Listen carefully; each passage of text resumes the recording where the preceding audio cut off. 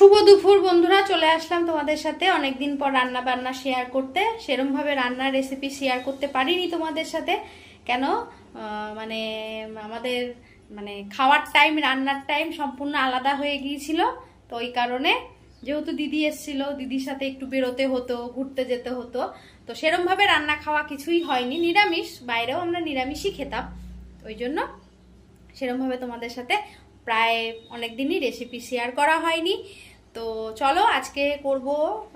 রান্না নিয়ে চলে এসেছি, কিন্তু তোমাদের দাদাভাই বাজারে গিয়েছিল, তো কি এনেছে না এনেছে আমি কিছুই জানি না, নিরামিষ যেহেতু। তো দেখি কি এনেছে, সেই বুঝে রান্না হবে। আর রোববার দিনকা রান্না মা করেছে, কিন্তু যেহেতু আমাদের সামনে মায়ের পুজো আছে, মনসা মায়ের পুজো আছে, তো পুরনোরা জানে আমাদের বাড়িতে পুজো হয়, আর যারা নতুন তারা তো জানবে না, তারা এখন জানতে পারবে। তো ওই কারণে কালকে পুরো ভেতরের ঘর, বাইরের ঘর, পুরো বাড়ি পরিষ্কার করা হয়েছে। তোমাদের দাদা ভাই আর আমি করেছি, আর এদিকে মা কালকে এক তরকারি ঝোল ভাত করেছিল।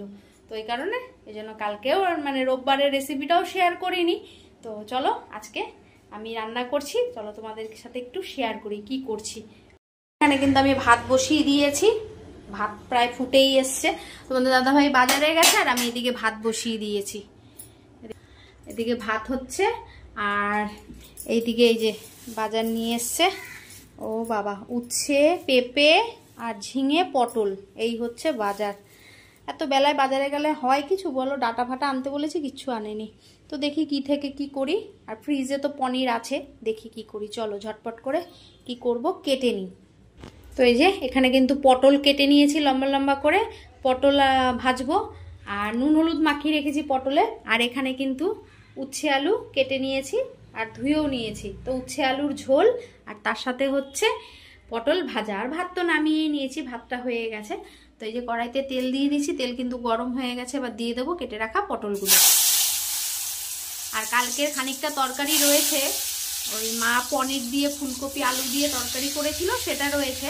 তো ওটা একটু গরম করে নেব, হয়ে যাবে। তো এই দেখো পটল ভাজা কমপ্লিট। এই তেলের মধ্যেই দিয়ে দেবো কালো জিরে, দিয়ে দেবো উচ্ছে আর আলু কেটে রেখেছি সেটা। উচ্ছে আর আলুটা একটু লাল লাল করে ভেজে নেব।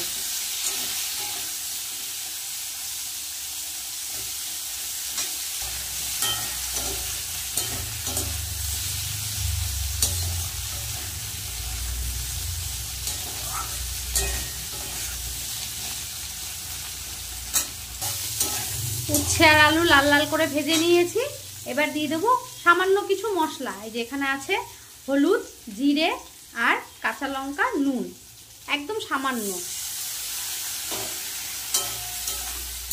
গরম ভাতে এই উচ্ছের ঝোলটা দিয়ে খেতে দারুণ লাগে, দারুণ।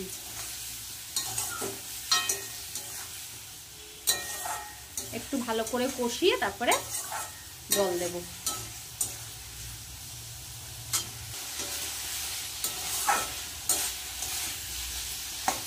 আলুও সিদ্ধ হয়ে গেছে, উচ্ছেও সিদ্ধ হয়ে গেছে।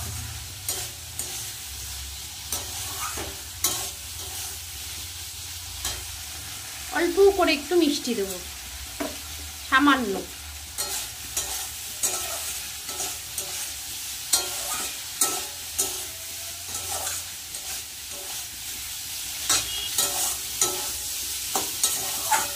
এবার জল দিয়ে দেবো।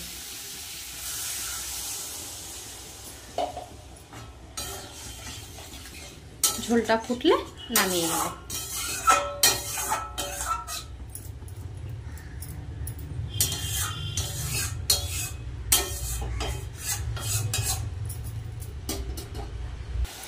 ঝোল কিন্তু ফুটে গেছে ভালোভাবে, এবার নামিয়ে নেব।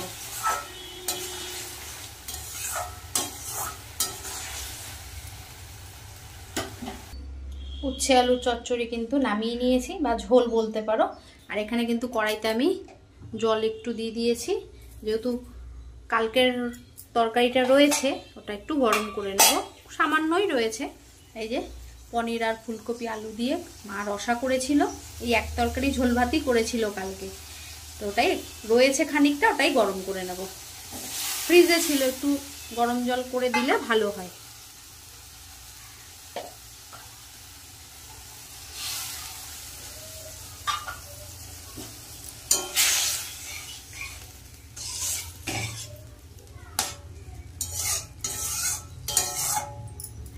ভালো করে ফুটিয়ে নামিয়ে নেব। তো এই দেখো চটজলদি করে কিন্তু আজকে রেসিপি করে ফেললাম। এখানে রয়েছে গরম গরম ভাত, তার সাথে রয়েছে পটল ভাজা আর উচ্ছে আলুর ঝোল, আর তার সাথে রয়েছে কালকের পনির আর ফুলকপি দিয়ে রসা। তো আজকে রেসিপিটা কেমন হয়েছে অবশ্যই কমেন্ট করে জানিও।